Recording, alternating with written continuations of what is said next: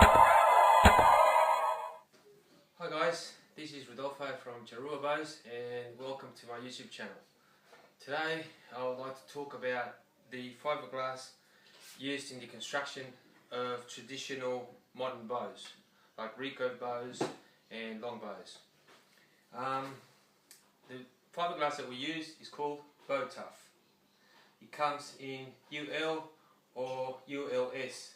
That stands for unidirectional lamination or unidirectional lamination screen. That one there is just a little bit faster, a little bit heavier than that one. The difference is really not much to worry about. When I order it, I really don't care what I get because I never found any major difference to it. It comes in colours white, black, brown and clear. There's clear, doesn't look really that clear, but once it's glued and laminated, it's pretty clear. You can actually see the designs of the timber. You can make really beautiful bows with it.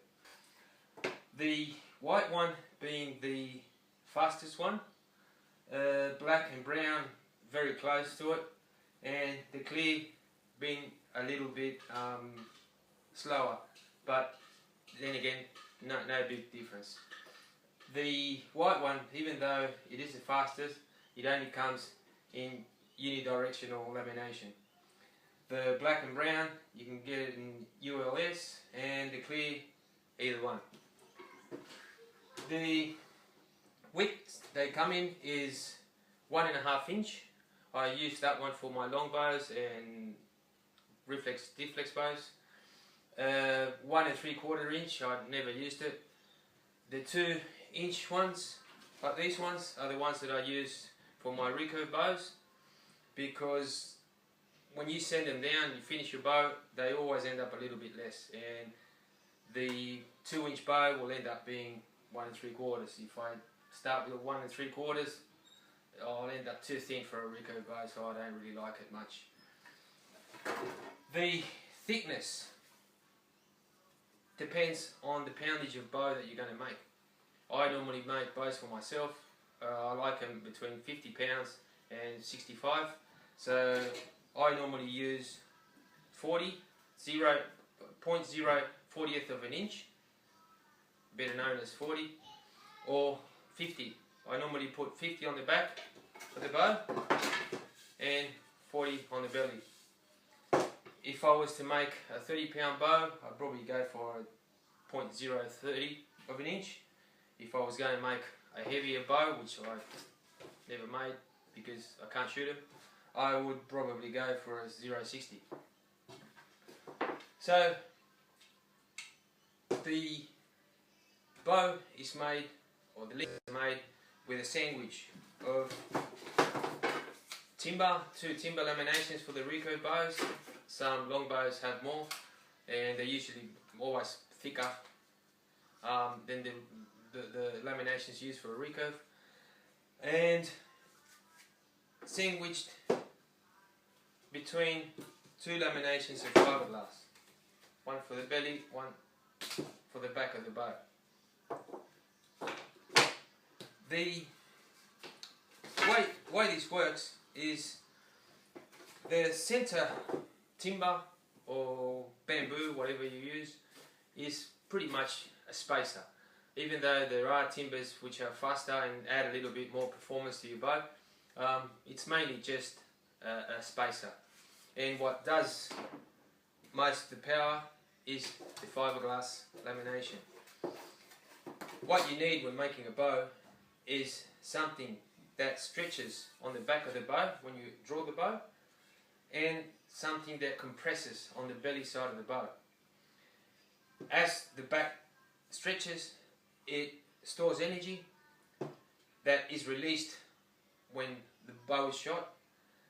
The belly stores energy by compressing, that is also released when the bow is shot, and those two opposite energies are the ones that power the limb to return to its original position, and that's what shoots the arrow.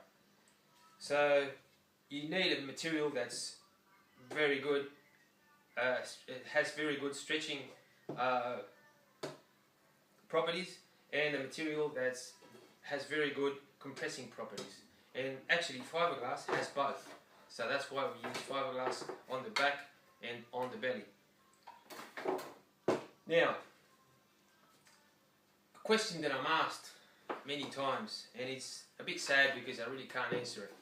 I know there's a lot of, to me it's very easy to go and order some fiberglass. Just order it, they send it to me. It cost me $40 to make a bow.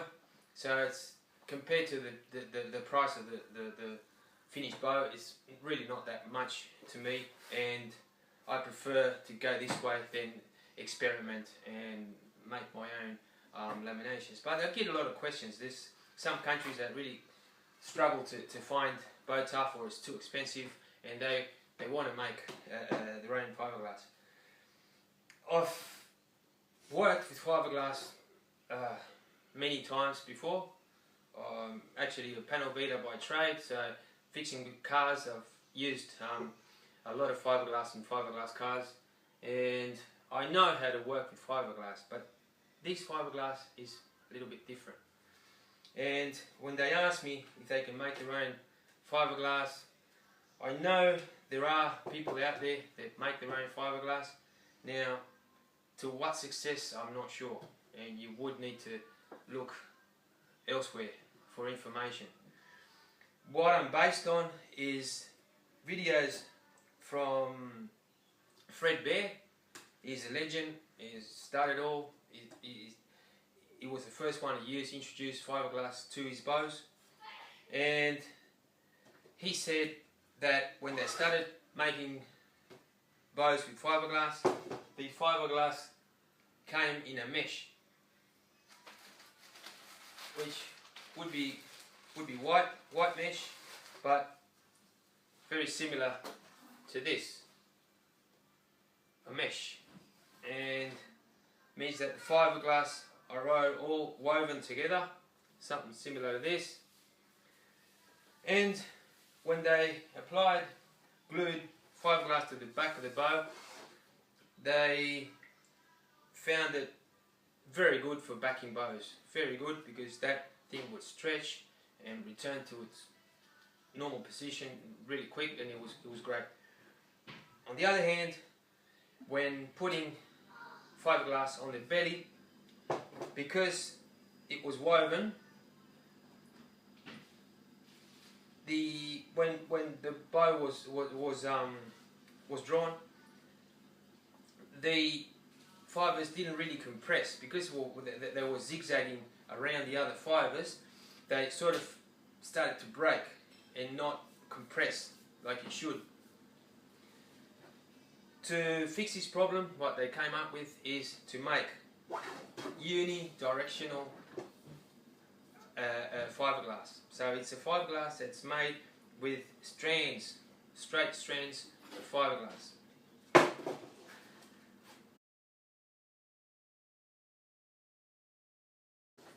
Okay, now out of all of these colours, I only use black, brown and clear.